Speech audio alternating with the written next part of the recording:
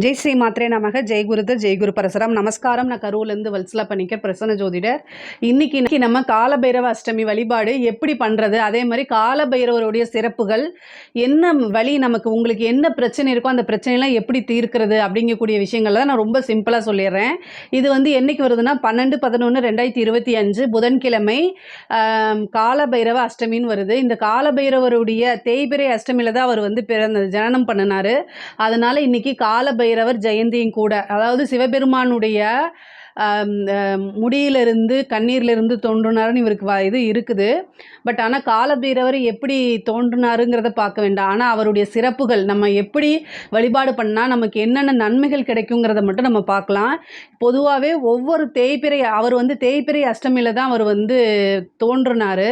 அதனால் ஒவ்வொரு தேய்பிறை அஷ்டமியும் பார்த்திங்கன்னா காலபைரவருக்கு ரொம்ப ரொம்ப சிறப்பானது. நம்ம தேய்பிறை அஷ்டமியில் காலபைரவரை வழிபாடு பண்ணும்போது அவருடைய அனுகிரகம் நமக்கு முழுமையாக கிடைக்கும். சரி, இந்த தேய்பிறை அஷ்டமியில் எப்படி அவரை வழிபாடு பண்ணுறது அப்படின்னா, ஃபஸ்ட்டு உங்களுக்கு என்னென்ன பிரச்சனைகள் இருக்கோ அந்த பிரச்சனைக்கு தகுந்த மாதிரி நம்ம அவரை வழிபாடு பண்ணலாம். பொதுவாகவே காலங்களை எல்லாமே வென்றவர். நமக்கு ஒரு பிரச்சனை வருது அப்படின்னா அது காலத்தால் வரக்கூடியது. நம்ம எப்பயோ ஒரு காலத்தில் செஞ்சுருக்கக்கூடிய பிரச்சனைக்கு என்ன வருது, இந்த காலத்தில் இப்போ பிரச்சனை, இப்போ நம்ம கஷ்டத்தை அனுபவிக்கிறோம். இது எல்லாத்துக்குமே ஒரு தீர்வு வரணும் அப்படின்னா காலபைரவரை தான் நீங்கள் வழிபாடு பண்ணணும். காலபைரவர் வழிபாடு ரொம்ப ரொம்ப சக்தியான வழிபாடுங்க. ஏன்னா கை மேலே பலன் உங்களுக்கு இருக்கணும் அப்படின்னா காலத்தை எந்த தெய்வங்களாக இருந்தாலும் சரி அனுகிரகம் பண்ணுது. இப்போ ஒரு மகாலட்சுமி நீங்கள் வழிபாடு பண்ணுறீங்க, அவங்க காலத்துக்கு உட்பட்டு தான் அவங்க செய்வாங்க, அதாவது அனுகிரகம் பண்ணுவாங்க. ஆனால் காலபைரவர் காலத்தை வென்றவர். அதனால் இதுக்கெல்லாம் அப்பாற்பட்டு பக்தர்களை பாதுகாக்கக்கூடிய பொறுப்பு அவருக்கு இருக்கனால இதுக்கெல்லாம் அப்பாற்பட்ட ஒரு வேலை செய்வார். இன்றைக்கும் அவர் ஒரு காவல் தெய்வம் தான். காசிக்கு அவர் ஒரு காவல் தெய்வமாக தான் இருந்துட்டு வராரு. காசி அப்படின்னாலே நமக்கு முதல்ல ஞாபகம் வர்றது காலபைரவர் தான். அந்தளவுக்கு ரொம்ப ரொம்ப பவர்ஃபுல்லான வழிபாடு தான் இந்த காலபைரவர் வழிபாடு. பொதுவாகவே ஒவ்வொரு தேய்பிறை அன்னைக்கும் காலபைரவரை செவ்வரளி பூ போட்டு அர்ச்சனை பண்ணி வழிபாடு பண்ணலாம். உங்களுக்கு தொழிலில் நிறைய முன்னேற்றம் வரணும். சரிங்களா? அதுக்கு நீங்கள் என்ன பண்ணணும் அப்படின்னா, தேங்காய் இருக்குது பார்த்திங்களா, இந்த தேங்காயை உடைச்சி ஒவ்வொரு தேய்பிறை அஷ்டமிலையுமே தேங்காயை உடைச்சி அது அந்த தண்ணீரெல்லாம் ஊற்றிட்டு லைட்டாக தொடச்சிட்டு அதில் தேங்காய் எண்ணெயை ஊற்றி, ஓகேங்களா, அல்லது நெய் இருக்கு இல்லையா, பசுநெய், சுத்தமான பசுநெய் ஊற்றி வழிபாடு திரி போட்டு நீங்கள் வழிபாடு பண்ணிங்க அப்படின்னா, அதாவது எல்லாத்துக்குமே செவ்வரளி பூ போட்டு அவருக்கு மாலை போட்டு நீங்கள் வழிபாடு பண்ணுறது நல்லது. தீபங்கள் பார்த்திங்கன்னா தொழில் நல்லபடியாக வளர்ச்சி ஆகணும், நீங்கள் நினச்ச காரியங்கள் நடக்கணும், தடைகள் எல்லாமே அகலணும் அப்படின்னா தேங்காயை அவர் உடைச்சு அதில் நெய் ஊற்றி வழிபாடு பண்ணலாம். நெய் ஊற்றி திரி போட்டு தீபம் ஏற்றி அவரை வழிபாடு பண்ணலாம். இது ஒரு சிறப்பான பரிகாரம், தாந்திரிக பரிகாரம். ஆனால் உங்களுக்கு தொழிலை காட்டிலும் எதிரிகள் தொல்லை நிறையா இருக்குது, உங்களுக்கு செய்வினை தோஷம் இருக்குது, நிறைய பில்லி சூனியம் ஏவல் திருஷ்டி இந்த மாதிரி தோஷம் இருக்குது. பொதுவாகவே கல்லடி பட்டாலும் கண்ணடி படக்கூடாது அப்படின்னு சொல்லுவாங்க. அந்த மாதிரி திருஷ்டி தோஷம் நிறையா இருக்குது அப்படின்னா இந்த காலபைரவர் வழிபாடு எப்படின்னா தீபம் போடணும். அது சிகப்பு கலர் திரி இருக்குது பார்த்தீங்களா, அது போடலாம்.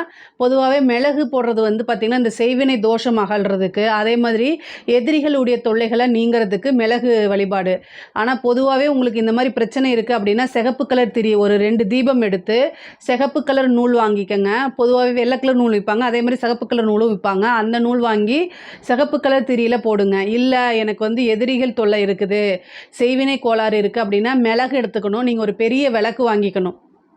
வாங்கிட்டு அதில் 27 நட்சத்திரம் இருக்குது, அதே மாதிரி 27 மிளகு போட்டு நீங்கள் துணி இருக்கும். இப்போ எப்படி கருப்பு துணியில் எள்ளு போட்டு பண்ணுறாங்களா, அதே மாதிரியே சிகப்பு கலரில் சல்லடை மாதிரி துணி இருக்கும், காட்டன் துணி இருக்கும். அதை வாங்கி சின்னதாக கட் பண்ணி அதில் 27 மிளகு வச்சு மூட்டை மாதிரி கட்டி அதை நைட்டு ஊற போட்டிங்க அப்படின்னா நல்லா ஊறிடும். ஊறினதுக்கப்புறம் ஒரு பெரிய விளக்கு எடுத்து அதில் ஒரு நல்லெண்ணெய் ஊற்றிக்கோங்க. ஊற்றிட்டு அதை நீங்கள் 27 மிளகு போட்டு கட்டி வச்சுருக்கீங்களா, ஊற வச்சுருக்கீங்களா, அதில் நீங்கள் தீபம் பொருத்துங்க. அது திரி மாதிரி இருந்து எரியும். இந்த மிளகுல போடுறதுனால எதிரிகள் அழிவாங்க.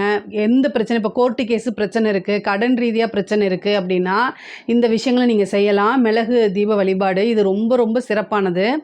இது என்னென்னா பொதுவாகவே கால பைரவரை நீங்கள் வழிபாடு பண்ணுறது ரொம்ப ரொம்ப சிறப்பானது. எந்த பிரச்சனைக்குமே தீர்வு அப்படின்னா கால பைரவர் வழிபாடு தான்.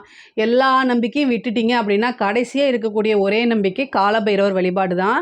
பொதுவாகவே பார்த்திங்கன்னா எதிரிகள் பிரச்சனை, நமக்கு ஏற்படக்கூடிய ஆபத்து காலங்களில் காப்பாற்றுறது, ஹெல்த் ரீதியாக நோய் வந்துட்டால் நமக்கு அதிலிருந்து காப்பாற்றுறது, அதே மாதிரி வந்து விபத்து கண்டம் இந்த மாதிரி ஆகக்கூடாது அப்படின்னா அது, இந்த மாதிரி எல்லா பிரச்சனைகளுக்குமே தீர்வு இருக்குது. ஆனால் காசு பணம் அப்படின்னா மட்டும் நீங்கள் என்ன பண்ணணும் அப்படின்னா சொர்ணாகர்ஷ்ண பைரவரை வழிபாடு பண்ணணும். எல்லா பைரவரும் ஒரே பைரவர் தான், ஆனால் ரூபங்கள் சொரூபங்கள் நிறையா இருக்குது பைரவருக்கு. அதே வந்து இந்த காசு பணம் வர்றதும் தொழில் ரீதியாக நமக்கு நிறைய வளர்ச்சி ஆகணும் அப்படின்னா சொர்ணாகர்ஷ்ண பைரவர் வழிபாடு பண்ணுங்கள். அது ரொம்ப ரொம்ப சிறப்பானது. நீங்கள் வந்து எப்படி சொர்ணாகர்ஷ்ண பைரவர் வழிபாடு பண்ணுறது அப்படின்னா, இப்போ நீங்கள் எல்லா கோவில்லையும் சொர்ணாகர்ஷ்ண பைரவர் இருக்க மாட்டார். ஒரு சில கோவிலில் தான் இருப்பாங்க சொர்ணாகர்ஷ்ண பைரவர்னு, ஒரு சில கோவிலில் தான் இருப்பாங்க. அந்த சொர்ணாகர்ஷ்ண பைரவர் வழிபாடு பண்ணிங்கன்னா காசு பணம் மழை கொட்டும். அது என்னென்னா, நீங்கள் உங்களுக்கு ஒரு பக்கம் பணம் கொடுத்துருப்பீங்க, அந்த பணம் வராமல் இருக்கும். உங்களோட பணம் தான், நீங்கள் ஒரு டீல் கொடுத்துருப்பீங்க, இல்லைன்னா சரக்குகள் அனுப்பிச்சிருப்பீங்க, தொழில் ரீதியாக நிறைய பணம் தேங்கியிருக்கு, வரவே மாட்டேங்குது, லட்சக்கணக்கில் கோடிக்கணக்கில் எனக்கு பணம் அப்படியே இருக்குது அப்படின்னா, கால பைரவரில் வந்து பார்த்திங்கன்னா சொர்ணாகர்ஷ்ண பைரவர்னு ஒருத்தர் இருக்கார், அவரை வழிபாடு பண்ணுங்கள். இல்லை எங்கள் வீட்டுக்கு பக்கத்தில் அந்த மாதிரி இல்லை அப்படின்னா ஒன்றும் பிரச்சனை கிடையாது, ஒரு ஃபோட்டோ வாங்கிக்கோங்க.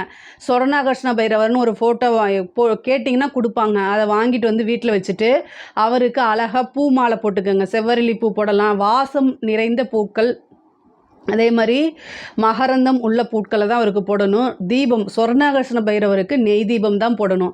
நீங்கள் வீட்டிலேயே வச்சு போடுறதுக்கு தான் இந்த பரிகாரம். 2 மண் விளக்கு அல்லது உங்கள் வீட்டில் இருக்கக்கூடிய தீபத்தை நீங்கள் வச்சுக்கலாம். நெய் தீபம் போட்டுட்டு அவருக்கு வந்து பார்த்திங்கன்னா வாழைப்பழம் இருக்கு இல்லைங்களா, தேன் வாழைன்னு செவ்வாழைன்னு சொல்லுவோம்ல, அதை தேனில் அதே மாதிரி பனங்கள் கண்டு கொஞ்சம் கலந்து போட்டுட்டு அதுக்கப்புறம் தயிர் சாதம், மாதுளை, அதே மாதிரி வடை இருக்கு இல்லைங்களா, மெதுவடை இருக்குல்ல, அதுதான் வந்து அவருக்கு ரொம்ப இஷ்டம், அதை நீங்கள் வைக்கணும். இதெல்லாமே வந்து கொஞ்சமாக செஞ்சு சொர்ணாகர்ஷ்ண பைரவருடைய அஷ்டோத்திரங்கள் நாமாவளிகள்லாம் பாராயணம் பண்ணி அவருக்கு வந்து பூ போட்டு அர்ச்சனை பண்ணி தூப தீபம் காட்டி பிரசாதத்தை நீங்களும் உங்கள் குடும்பத்தாரும் சாப்பிட்டு மற்றவங்களுக்கும் அதை தானமாக கொடுங்க.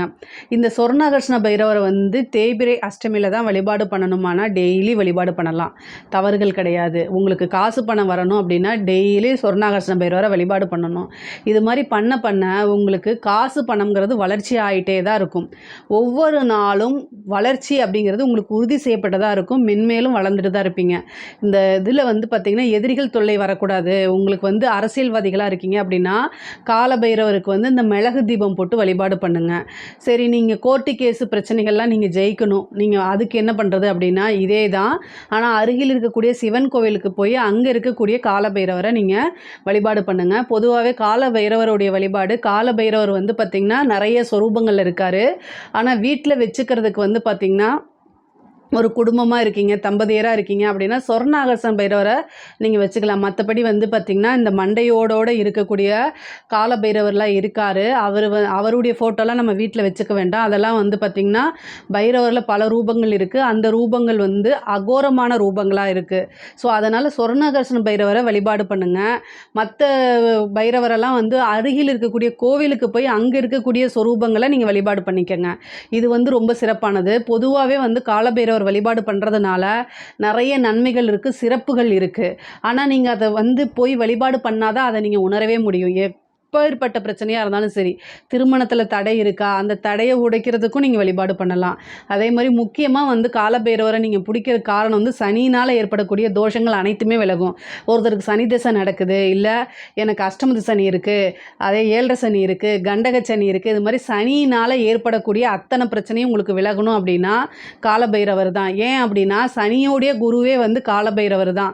ஸோ அதனால் நீங்கள் காலபைரவரை பிடிச்சி வழிபாடு பண்ணும்போது சனியினால் உங்களுக்கு எந்தவித பாதிப்பும் இருக்காது. முக்கியமாக இந்த புணர்ப்பு தோஷம் இருக்கிறவங்க, அஷ்டமத்து சனி இருக்கிறவங்க, 7 சனி இருக்கவங்களுக்குலாம் வந்து நிறைய பிரச்சனைகள் இருக்கும். அந்த பிரச்சனைகள்லாம் வரக்கூடாது, விரயங்கள் வரக்கூடாது அப்படின்னா நீங்கள் காலபைரவரை சனிக்கிழமை 9 மணிலேருந்து 10:30 மணிக்குள்ள, அதாவது ராகு காலம் வருது அந்த டைமில் வழிபாடு பண்ணலாம். அதே மாதிரி ராகு கேதுக்களுடைய தோஷம் இருக்கா, வழிபாடு பண்ணலாம். இது வந்து என்னென்னா விபத்து கண்டம், உங்களோட ஜாதக ரீதியாக வந்து பார்த்திங்கன்னா விபத்து கண்டம் ஆகிற மாதிரி இருக்குது, அஷ்டமாதிபதி தசாபுத்திகள் இருக்குது, இல்லை உங்களுக்கு வந்து பில்லி சுனி ஏவல் இந்த மாதிரி பாதிப்புகள் இருக்குது அப்படின்னா காலபைரவருடைய வழிபாடு பண்ணும்போது அத்தனை பிரச்சனைகளுமே நீங்கும். நிறைய பிரச்சனைகள்லேருந்து உங்களுக்கு விடுதலை வேணும் அப்படின்னா காலபைரவருடைய வழிபாடு தான். காலபைரவரை எப்படி வேணால் வழிபாடு பண்ணலாம். ஜஸ்ட்டு வந்து பார்த்திங்கன்னா அவருக்கு ஒரு தீபம் போட்டு அரளிப்பூ மாலை போட்டாலே போதுமானது. அவருக்கு அவருக்கு அர்ச்சனை பண்ணுங்கள். கையெடுத்து கும்பிட்டாலே அவர் அனுகிரகம் பண்ணிடுவார்.